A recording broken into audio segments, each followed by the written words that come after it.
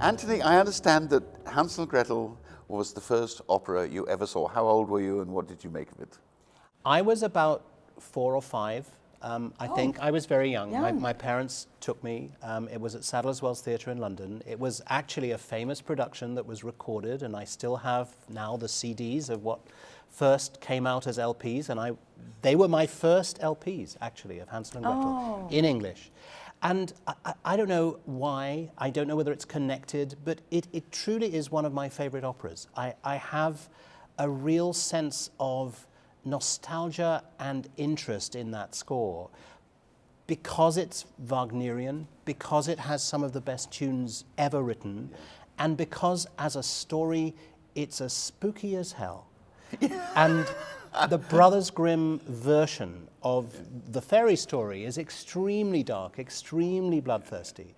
And Humperdinck brings this wonderfully luscious, romantic score, and the two clash in the most extraordinarily... Clash or mesh? I mean, you know, they do both in a sense. But in an electrifying way. Yeah. And the production that Lyric co-produced with Welsh National Opera, coincidentally, when I was General Director of Welsh National Opera and commissioned this production, is one that really tries to explore how this story can relate to modern audiences, particularly modern young people. The witch is a crazed TV cook in this production. Yes. Throwing ingredients around with great aplomb. Yeah. It's also interesting to have men or women play the witch, to have all of this variety with who the witch can be. We at Lyric have always used a woman, at least in this production, Oh, I whereas when we did it in Wales, we always used a man. Yes. Yeah. And as you say, it's interesting. It can be cast with both genders. Here we have Jill Grove. Who has already done one witch in Electra. This will have She done. has. Not to typecast poor Jill as a witch. no. Exactly.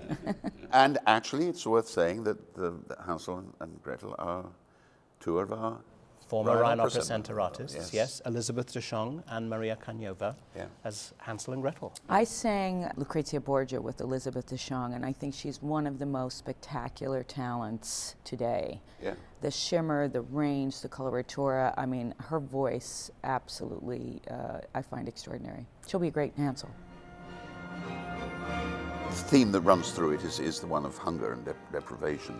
And it's treated very seriously, but there's this glow about the piece. I remember when I was conducting it at the Met many years ago, talking to first Horn in the orchestra, and I said to him, you know, I think this is my favorite Wagner opera. You know, you don't have to wait through all that sort of boring stuff.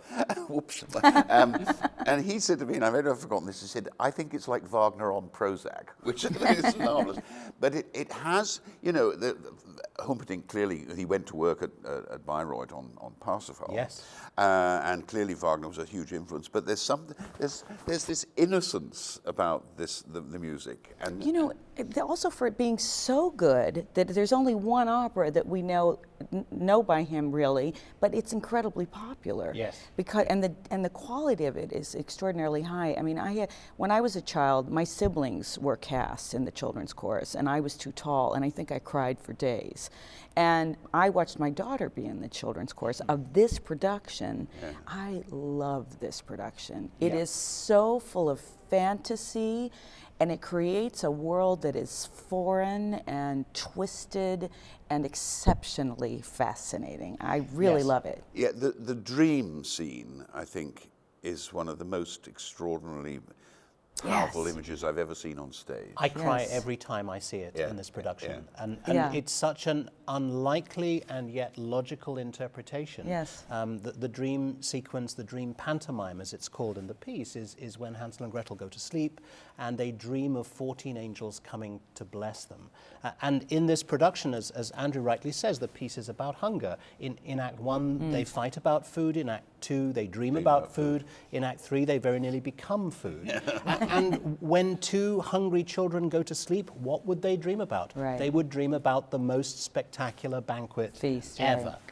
And these wonderful, strange creatures, a fish butler, porcine cooks come in at this enormous banquet table with the children dressed in oversized adult evening dress. Yeah. And at the climax of this wonderfully romantic moment in the score, the porcine chefs lift the silver salvers to reveal a steaming feast.